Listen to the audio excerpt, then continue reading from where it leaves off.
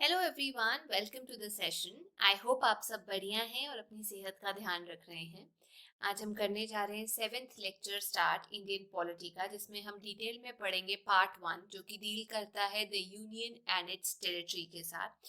इसका जो article number है हमने पहले भी पढ़ा था, वो है आर्टिकल नंबर 1 से लेकर 4। अब हम शुरू करते हैं बात करना आर्टिकल नंबर 1 से, जो कि डिस्क्राइब करता है India, that is Bharat as a, ध्यान से देखना, यूनियन ऑफ स्टेट्स।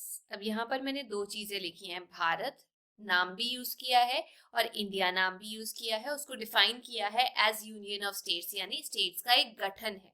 मैंने ये वर्ड नहीं यूज किया यहाँ पर कि इंडिया जो है, हालांकि फेडरेशन है, बट मैंने ये नहीं बोला कि वो एक फेडरेशन ऑफ स्टेट्स है। क्यों नहीं बोला?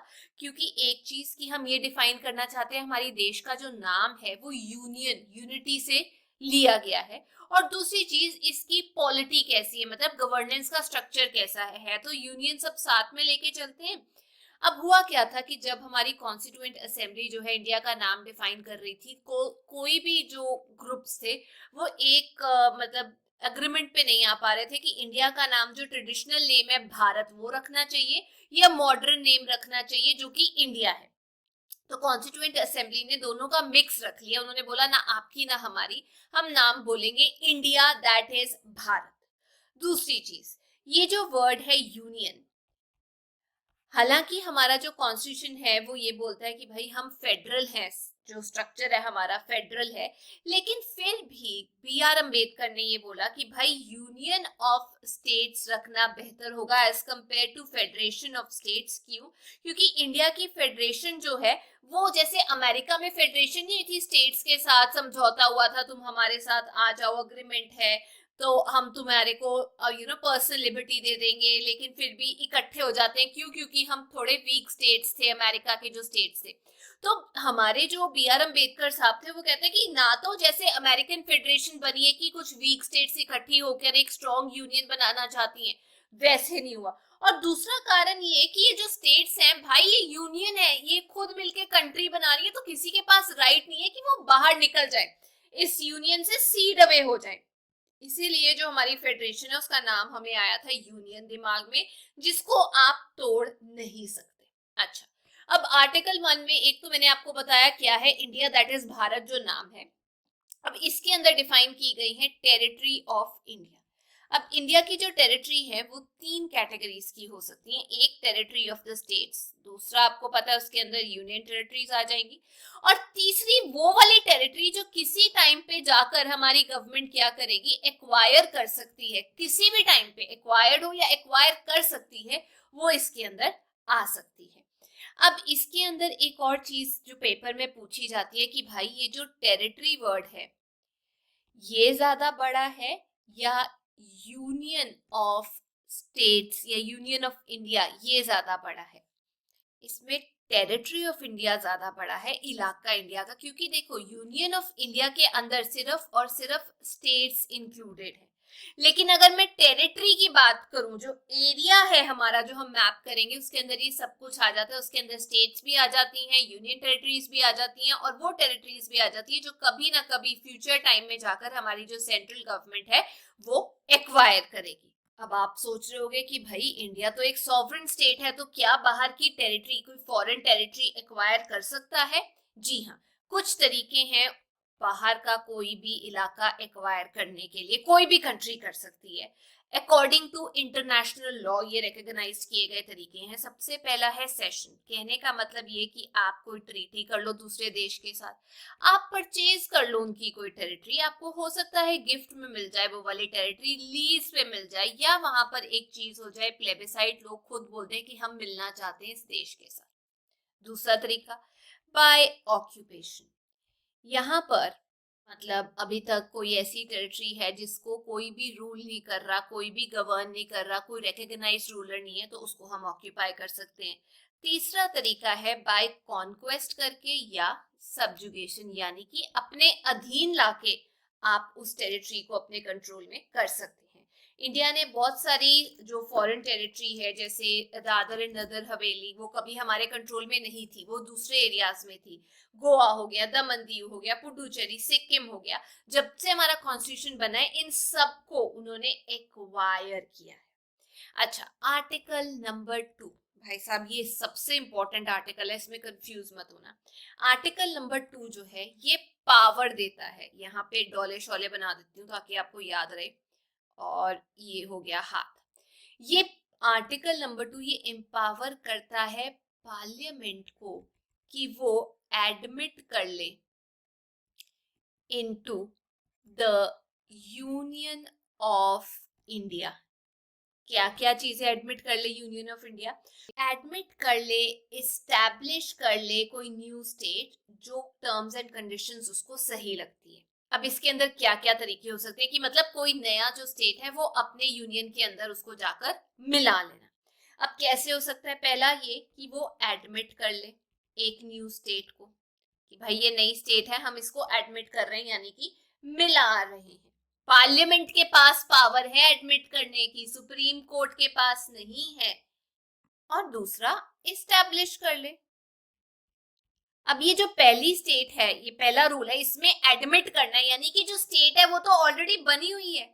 और जो सेकंड केस है, मतलब वो एग्जिस्टेंस में नहीं थी वो स्टेट, लेकिन आपने उसको एग्जिस्टेंस में लाई। अब आर्टिकल नंबर 3 जो है वो इसी से रिलेटेड है। वो कह रहे हैं कि भाई अगर आपने कोई इंटरनल रीएडजस्टमेंट्स करके कोई स्टेट बनानी है और इंडियन यूनियन के अंदर मर्ज करनी है तो आप कर सकते हैं। कहने का मतलब पहले से इंडियन यूनियन के अंदर है, लेकिन आपने दो स्टेट्स को तोड़ना है, बाउंड्री ऑल्टर करनी है, आप वो करके उसको यूनियन ऑफ इंडिया के अंदर एक नई एग्जिस्टेंस दे सकते हैं। लेकिन ये जो चीजें होती हैं आर्टिकल 3 के अंदर, ये फॉर्मेशन, ये जो चेंजेस होती हैं, ये एग्जिस्टिंग स्टेट्स के अंदर होती हैं।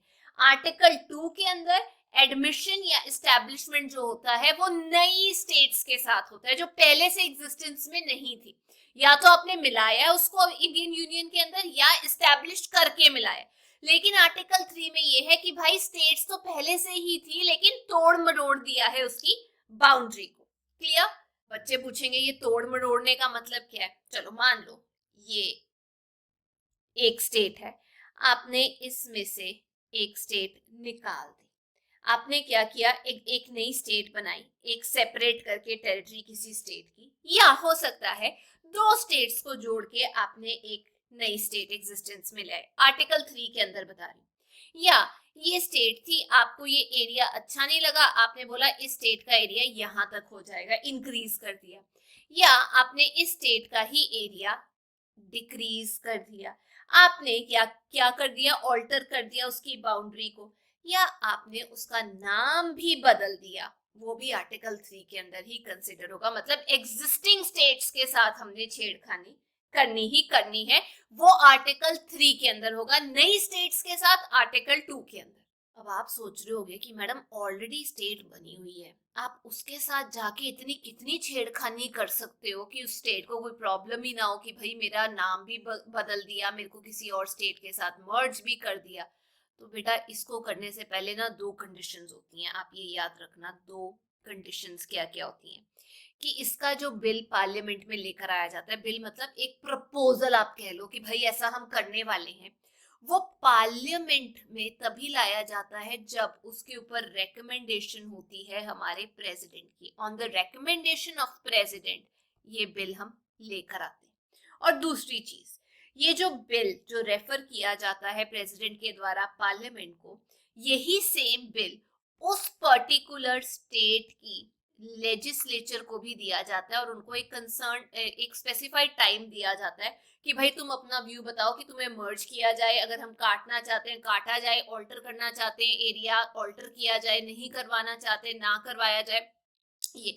लेकिन ये करने के लिए स्टेट को एक स्पेसिफाइड टाइम दिया जाता है कि ये तुम्हारे पास टाइम है। अब कहानी कैसे बदलती है? अब ये बेचारी स्टेट जो भी बोलती है, ना तो वो बाइंडिंग होता है पार्लियामेंट के ऊपर, ना ही वो बाइंडिंग होता है हमारे प्रेसिडेंट के ऊपर। वो चाहे वो इसे एक्सेप्ट करें, वो चाहे इस चीज को रिजेक्ट करें। चलो ये तो स्टेट लेजिस्लेचर को हम लोगों ने फिर भी थोड़ी सी इज्जत दी, लेकिन जो बेचारी यूटी है उनसे तो पूछा भी नहीं जाता। उनको तो सीधा बताया जाता है कि भाई साहब हो गया आपका काम। अब इसी से रिलेटेड एक और इम्पॉर्टेंट चीज देखिए, कॉन्स्टिट्यूशन को जब हमें अमेंड करना होता है यानी चेंज करना होता है तो उसके लिए हम आर्टिकल यूज करते हैं 368, कोई भी चेंजेस लेकर आनी हो कॉन्स्टिट्यूशन के अंदर। लेकिन भाई साहब आर्टिकल 4 में ये बोला गया है कि अगर आप कोई भी चेंजेस लेकर आ रहे हैं कॉन्स्टिट्यूशन के अंदर अंडर आर्टिकल 2 या आर्टिकल 3, यानी कोई नई स्टेट बना रहे हैं, कोई टेरिटरी के अंदर लेकर आ रहे हैं, तो उसे हम कॉन्स्टिट्यूशनल अमेंडमेंट नहीं मानेंगे अंडर आर्टिकल नंबर 368। यानी कि एक सिंपल मेजॉरिटी से इस बिल को पास कर दिया जाएगा पार्लियामेंट में और कोई प्रॉब्लम नहीं होगी।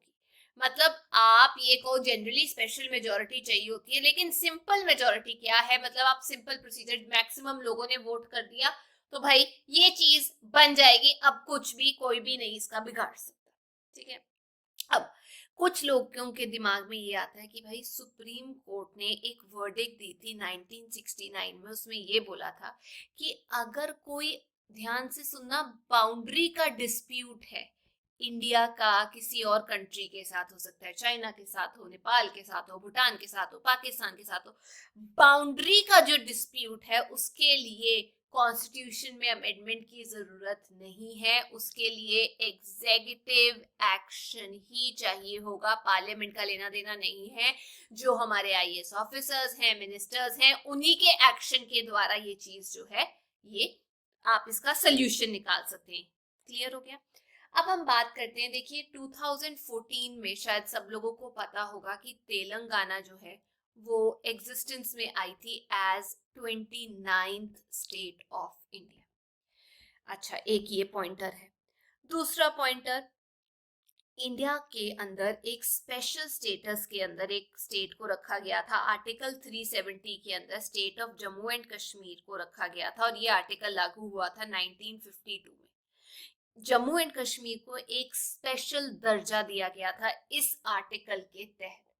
इतना स्पेशल दर्जा कि जो कॉन्स्टिट्यूशन है स्टेट का, of constitution of Jammu and Kashmir, वो भी ड्राफ्ट किया था असेंबली ने जम्मू एंड कश्मीर की। और इस स्टेट का जो कॉन्स्टिट्यूशन था वो भी इफेक्टिव कब हुआ, देखिए 26 ऑफ जनवरी 1957 को ही इफेक्टिव हुआ था इसका कॉन्स्टिट्यूशन। सब स्टेट्स जो है कहीं ना कहीं सेंटर के कंट्रोल में रहती हैं, लेकिन ये स्टेट को ज्यादा फ्रीडम दी गई थी as compare to the other states जो हमारी हैं। जो लॉज हमारे पार्लियामेंट बनाता है वो ऑटोमेटिकली इस स्टेट को नहीं लगते थे अनलेस इनकी जो असेंबली है वो इस चीज को पास नहीं कर देती। इनफैक्ट इनकी जो असेंबली का टर्म था वो भी 6 ईयर्स था, जनरली 5 ईयर्स होता है ना legislative assembly. Jammu and Kashmir की असेंबली का जो टर्म था वो था 6 ईयर्स। अब कौन सी ईयर में कौन सी स्टेट्स जो हैं वो एग्जिस्टेंस में आई, ये टेबल आपको इजीली कहीं ना कहीं मिल जाएगा, लेकिन जो सबसे ज्यादा पूछा जाता है वो ये पूछा जाता है कि 1974 में सिक्किम जो है वो इंडिया के साथ आई थी, इंडिया के साथ एज एन एसोसिएट स्टेट, पूरा स्टेट नहीं, एसोसिएट स्टेट बन के बोला कि हम तुम्हारे साथ आ जाएंगे, मतलब पार्टनरशिप कर लेते हैं। लेकिन फिर ऐसे काम नहीं चला, हमने बोला ऐसा कोई स्पेशल प्रिविलेज हम तुमको नहीं देने वाले। तो बाय 36th कॉन्स्टिट्यूशनल अमेंडमेंट जो की हुई थी 1975 के अंदर, उसके तहत सिक्किम एक फुल फ्लेज स्टेट बन के इंडियन यूनियन के अंदर मर्ज हो गया था। ये याद रह जाएगा 75 में, क्योंकि सबसे ज्यादा क्वेश्चन सिक्किम से रिलेटेड पूछा जाता है। और 2000 में आप लोगों को शायद याद हो कि 3 स्टेट्स बनी थी, उनमें से एक है छत्तीसगढ़, उत्तराखंड एंड झारखंड। ये 3 स्टेट्स एग्जिस्टेंस में आई थी। ये कहां कहां से निकाली गई थी, छत्तीसगढ़ निकाला गया था मध्य प्रदेश से, यू से उत्तराखंड ये निकाला गया था उत्तर प्रदेश से, और झारखंड निकाला गया था बिहार के अंदर से। ये कुछ स्टेट्स के बारे में हो गया।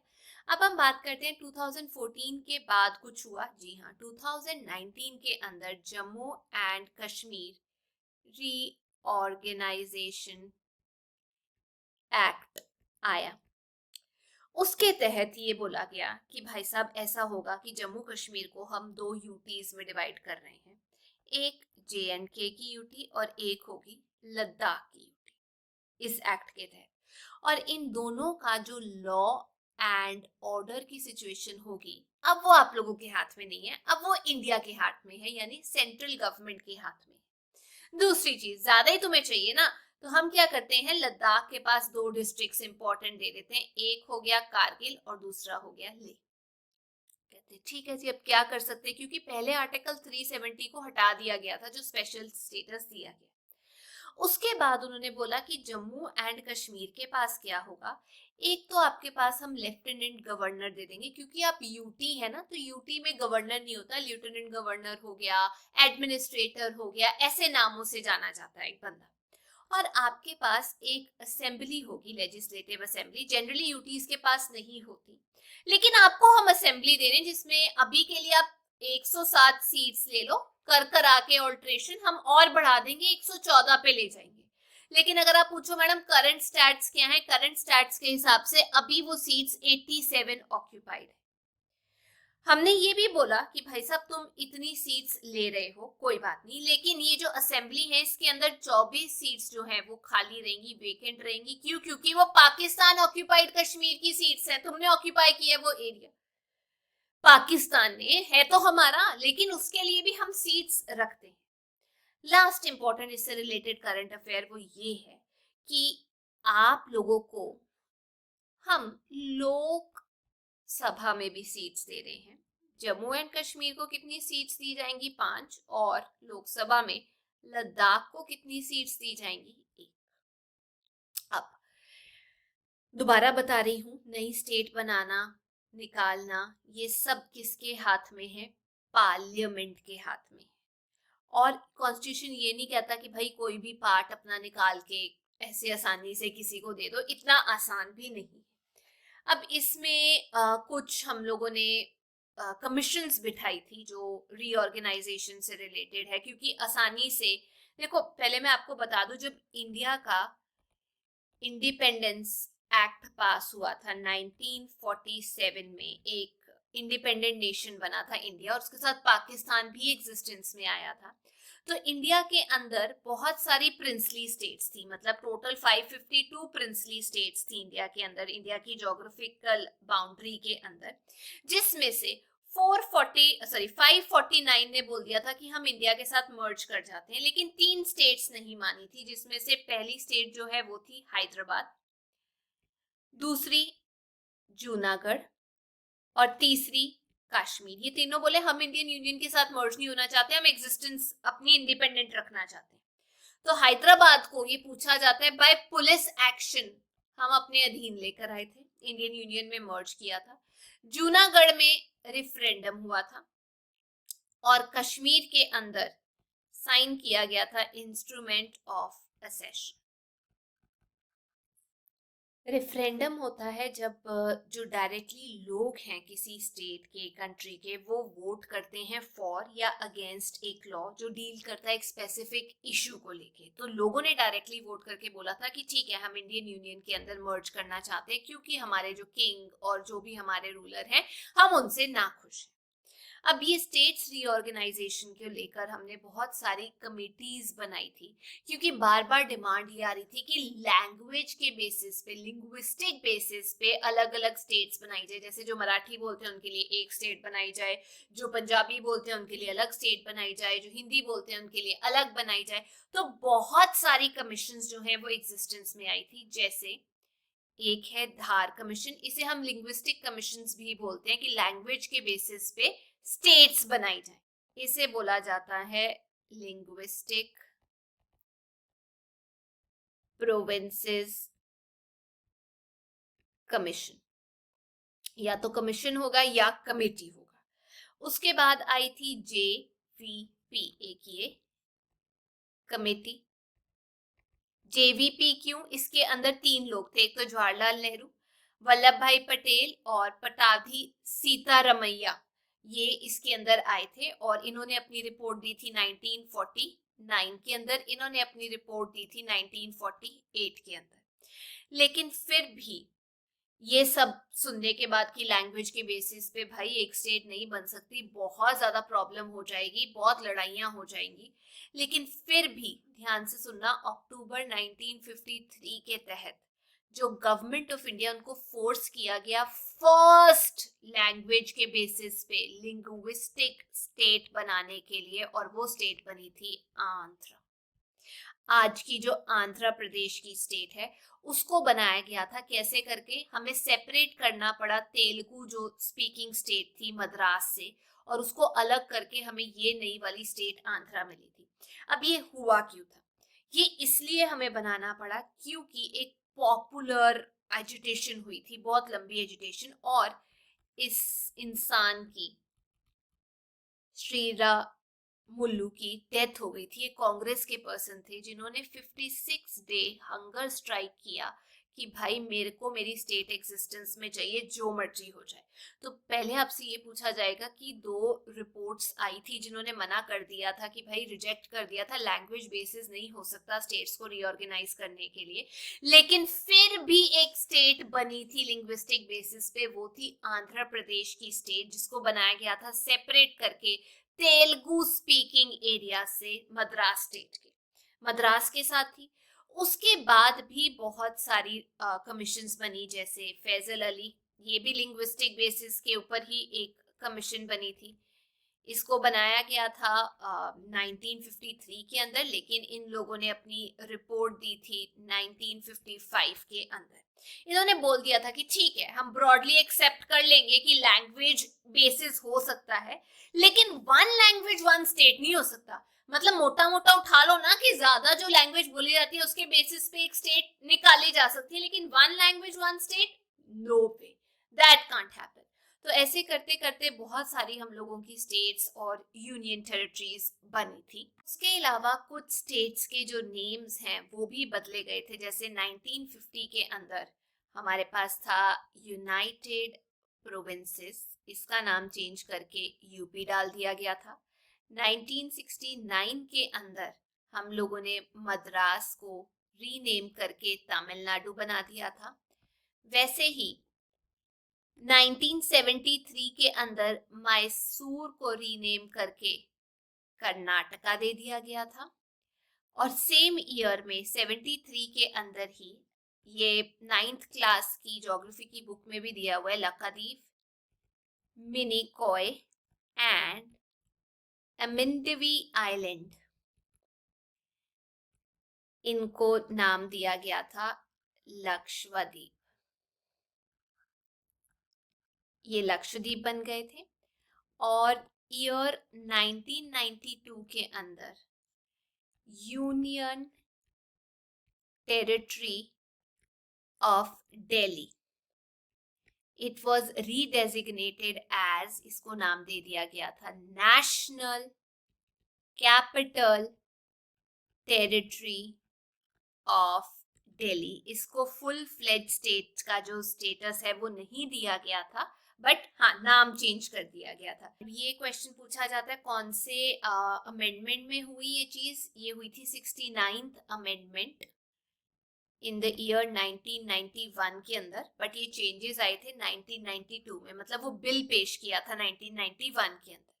अच्छा, उसके बाद 2006 के अंदर उत्तरांचल, इसको नाम दे दिया गया उत्तराखंड। एंड काफी लोग जो चीज गलत बोलते हैं, मैंने अक्सर देखा है, वो ये है कि 2006 के अंदर ही पौंडीचेरी पुडुचेरी हो गया था। जी हाँ, उसको हम पुडुचेरी बोलते हैं। एंड 2011 में ओडिशा जो है वो बन गया था ओडिशा। तो ये कुछ इंपॉर्टेंट चीजें हैं जो स्टेट से रिलेटेड हम लोगों को जाननी बहुत जरूरी थी। तो मैं दोबारा बता देती हूँ, आर्टिकल नंबर 1 जो है वो डील करता है name and territory of union, कौन क्या नाम है, क्या टेरिटरी है। आर्टिकल नंबर 2 कि हमने एडमिट करना है या हम लोगों ने इस्टेब्लिश करना है किसी न्यू स्टेट को। आर्टिकल नंबर 3 ये डिफाइन करता है कि आपने फॉर्मेशन करनी है किसी स्टेट की, उसकी एरिया को चेंज करके, बाउंड्री चेंज करके, या उसका नाम बदल के। आर्टिकल 4 ये बोलता है कि जो भी लॉ बनाया जाएगा आर्टिकल 2 और 3 को लेके, उसको हम अमेंडमेंट नहीं कंसिडर करेंगे अंडर आर्टिकल 368। तो ये थी आज की क्लास। आई होप आप लोगों को ये सेशन समझ आ गया होगा। अगर वीडियो अच्छी लगी तो please make sure you like, share and subscribe. हम फिर मिलेंगे। Till then take care.